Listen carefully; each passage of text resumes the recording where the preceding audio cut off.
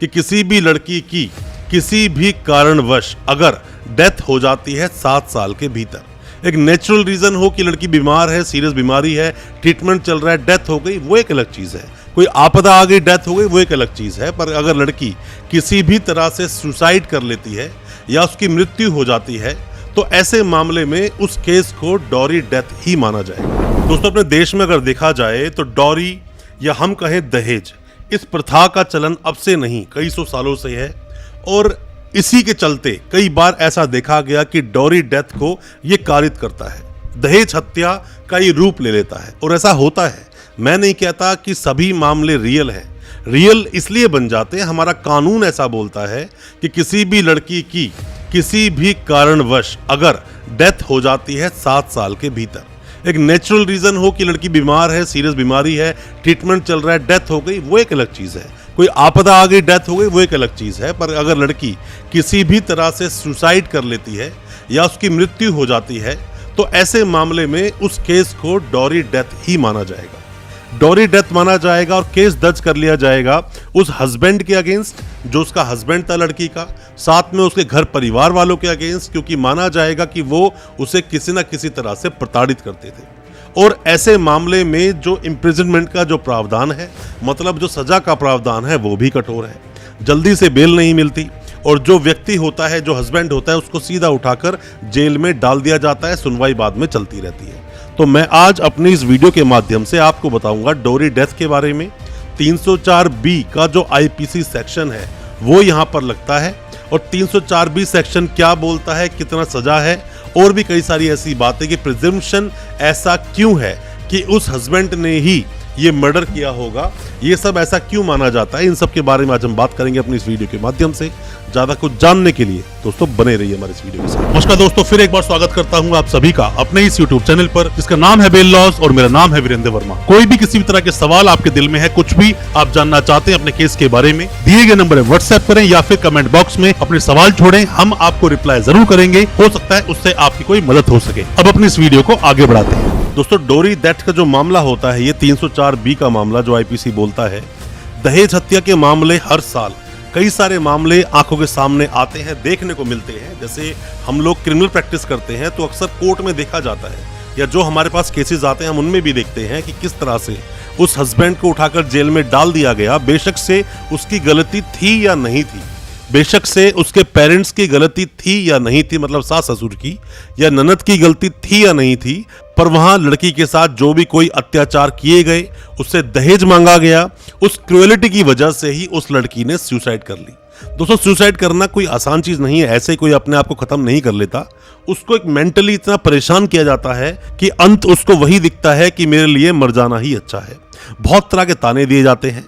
जैसे मान लीजिए किसी को बोला गया कि भाई तुम काम नहीं हो रहा तो अपने घर वालों को बोल कोई नौकर रख दें, उसकी सैलरी वो लोग देंगे, तो उससे काम नहीं होता। तो ठंडा पानी पीना है तो ठीक है भाई, अपने वहाँ से तो फ्रिज मंगा ले, फ्रिज लाकर हमें दे, या हवा अच्छी खानी है तो वहाँ एसी मंगा ले, एसी की डिमांड कर लेते हैं लोग। हमारे लिए तो कुछ लाई नहीं, हमारे लिए कुछ सोना गोल्ड कुछ तो लाई नहीं, अपने माँ बाप को बोल कि जो भी कोई कोतली टाइप की चीज़ आती हैं उसमें हमें वो लोग गिफ्ट ला कर दें, या फिर बेटे को कोई मोटरसाइकिल नहीं दी, उसको मोटरसाइकिल दिलवाओ। इस तरह की अलग अलग तरह की कंप्लेंट्स होती हैं, अलग अलग तरह की बातें होती हैं। दोस्तों, आप में से कोई भी जब भी हमें व्हाट्सएप करता है केस को डिस्कस करने के लिए, जो कि ऑनलाइन कंसल्टेंसी का वे होता है, जो कि चार्जेबल होता है, या कोई सवाल अगर है तो सवाल लिखकर आप पूछें, उसका जवाब आपको फ्री में मिलेगा, या कमेंट बॉक्स में सवाल पूछें तो भी आपको रिप्लाई मिलेगा। बट आप जब केस को डिस्कस करना चाहते हैं, क्योंकि सभी केस अलग है, केस को बिना थोड़ा सा पढ़े हम आपको बता नहीं सकते, तब तक आपको सही एडवाइस हम नहीं कर पाएंगे। फिर चाहे वो मामला मेंटेनेंस का हो, मामला सेक्शन 12 का डोमेस्टिक वायलेंस का हो, या फिर इंटरिम मेंटेनेंस का हो, या फिर 498A का हो, चाहे सेक्शन 9 का हो या डिवोर्स का हो, इन चीजों को समझना पड़ता है। फिर चाहे चाइल्ड कस्टडी का ही मामला क्यों ना हो, कोई भी किसी तरह के सवाल हैं, आप ऑनलाइन कंसल्टेंसी लेना चाहते हैं, दिए गए नंबर पर व्हाट्सएप करें। हो सकता है हमारे किसी सजेशन से, हमारे किसी एडवाइस से आप अपने केस से बाहर निकल सके, अपने केस को आप जीत सके। लड़का जो हस्बैंड होता है ड्रिंक करता है, रात को लेट आता है और फिर उसके खर्चों को पूरा करने के लिए लड़की के घर वालों की तरफ से पैसा मंगाया जाता है, अलग अलग तरह के गिफ्ट के रूप में दहेज मांगा जाता है। ऐसे में परेशान होकर कई बार यह भी देखा गया कि बार बार लड़की के साथ मारपीट की जाती है। तो ऐसी मारपीटों से तंग आकर वो लड़की सुसाइड कर लेती है और सुसाइड अगर उसने कर ली और 7 साल के भीतर कर ली, मतलब 7 साल का टेन्योर हुआ शादी को, अभी 7 साल पूरे नहीं हुए, और ऐसे में सुसाइड अगर कर ली तो प्रिजम्पशन जो बोलता है एविडेंस एक्ट का, एविडेंस एक्ट के सेक्शन 113B को आप अगर पढ़ोगे, 113B को पढ़ोगे तो प्रिजम्पशन बोलता है। प्रिजम्पशन क्या बोलता है कि ऐसे में अगर किसी भी लड़की की डेथ होती है 7 साल के भीतर तो यही माना जाएगा कि डॉरी डेथ का मामला है और उससे दहेज मांगा गया, इतना ज़्यादा उत्पीड़न किया गया, इतना ज़्यादा परेशान किया गया उस लड़की को कि उसने सुसाइड कर ली, जिसको एक तरह से मर्डर ही माना जाएगा। एविडेंस एक्ट का प्रिजम्पशन ये बोलता है। और ऐसे मामलों में लड़के की बेल आसानी से होती नहीं, सीधा उठाकर जेल में डाल देते हैं। यहाँ भी देखा गया कि अक्सर उनके माता पिता को, मतलब लड़के के माता पिता को भी जेल में डाल देते हैं और कुछ रिश्तेदारों को भी जेल में डाल दिया जाता है।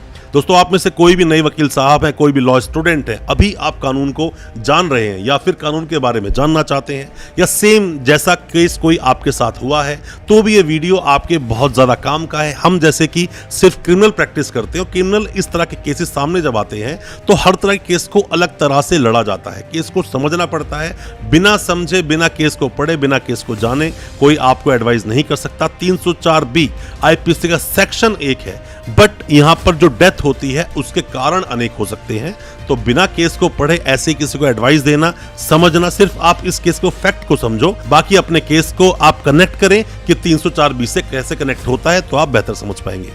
304B की अगर सही से आप डेफिनेशन को पढ़ें या फिर आप पढ़ें कि क्या लिखा है इस बुक में, तो यही बोला जाता है कि किसी भी लड़की की अगर डेथ होती है, कॉज उसको बर्न, जला दिया गया हो, बॉडीली इंजर्ड हो, किसी भी तरह से बॉडी पर कोई भी मतलब निशान हो, इंजरीज आई हो, या किसी भी दूसरे रिजल्ट से अगर नॉर्मल सर्कमस्टांसेस में भी अगर उसकी 7 साल के भीतर उस लड़की की डेथ हो जाती है, तो ऐसे मामले में जो शादी हुई थी वो यही शो करेगा कि उसकी जो डेथ हुई है 7 साल से पहले, जो डेथ हो गई है वो क्रूरलिटी की वजह से हुई है, हरेसमेंट की वजह से हुई है। और इस मामले में उसके रिलेटिव्स, लड़के के सभी रिलेटिव्स को, हस्बैंड को, जिसका भी नाम उसके अंदर आया था, हस्बैंड को, ये सभी कनेक्ट कर दिया जाएगा, मतलब डिमांड की गई डॉरी की, और इसी वजह से लड़की ने सुसाइड किया, ऐसा माना जाएगा।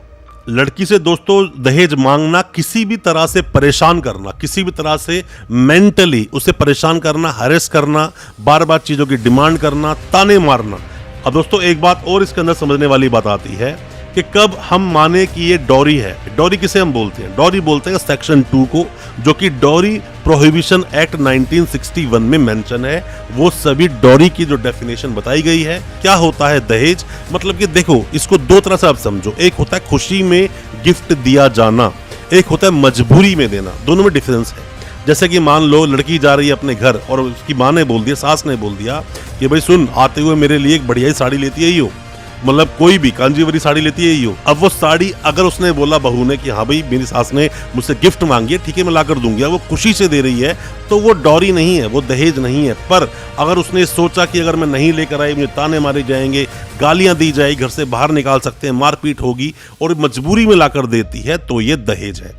तो इन दहेज के जो लालची लोग होते हैं, जो लोग डॉरी मतलब जो दहेज चाहते हैं, खुद कमाना बस की नहीं और खुद शादी कर लेते हैं दहेज की वजह से, लड़का कुछ करता नहीं, ऐसे लोगों के साथ कठोर से कठोर रूप से सरकार को खुद एक्शन लेना चाहिए। क्योंकि जिसके अगर हम प्रोविजन की भी अगर हम बात करें, जो 304 भी बोलता है कि जिसके अंदर कि ऐसे जो लोग करेंगे ऐसी हरकतों में या ऐसे सर्कमस्टांसेस में 7 साल के भीतर लड़की की अगर मृत्यु हो गई तो उसकी सजा कम से कम, मतलब कम नहीं होगी 7 साल से, 7 साल कम से कम होगी, जो कि एक्सटेंड की जा सकती है इम्प्रिजमेंट फॉर लाइफ तक, मतलब कि उम्र कैद तक ऐसे लोगों को सजा दी जाती है और ऐसे लोगों को ऐसी सजा मिलनी भी चाहिए। दोस्तों आपका भी कोई भी किसी भी तरह का अगर सवाल है, क्योंकि देखो जरूरी नहीं कि केस के अंदर उत्पीड़न हुआ ही हो, अब किस वजह से डेथ हुई या किस वजह से डेथ कारित हुई, हम क्रिमिनल एडवोकेट हैं तो क्रिमिनल केसेस को क्रिमिनल तरीके से ही समझने की कोशिश करते हैं। पूरा ट्रायल चलता है, चीज़ें सामने आती हैं,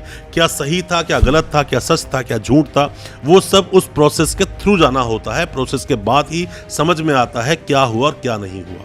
ये सब चीज़ें बाद है, ट्रायल इसीलिए बनाए गए हैं क्योंकि अगर मामले रियल होते हैं तो सीधा सीधा दिखता है कि हाँ मर्डर किया गया, और अगर रियल नहीं है तो ऐसे मामलों में पूरी फैमिली बर्बाद हो जाती है, छोटे बच्चों की जिंदगियां खराब हो जाती हैं। कोई भी ऐसा मामला जिसमें आप हमारी हेल्प लेना चाहें, जानना चाहें 304B के बारे में, मर्डर के बारे में, या कोई भी आप जानकारी लेना चाहते हैं, कमेंट बॉक्स में अपने सवाल आप पूछें। नेक्स्ट वीडियो किस टॉपिक पर चाहते हैं वो भी बताएं। और हमारा ये वीडियो आज का आपको अच्छा लगा हो, हमारी वीडियो को ज़्यादा से ज़्यादा अपने दोस्तों, परिजन, परिवार में शेयर करें ताकि वो भी अपने आप को कानूनी जानकार बना सके। और हमारे चैनल को अभी सब्सक्राइब करें, साथ में लगा बेल आइकन जरूर दबा दें ताकि इसी तरह की लीगल अवेयरनेस की वीडियोस हम आप तक पहुंचा सके सबसे पहले। बहुत बहुत शुक्रिया, दोस्तों, धन्यवाद हमारी इस वीडियो के साथ बने रहने के लिए।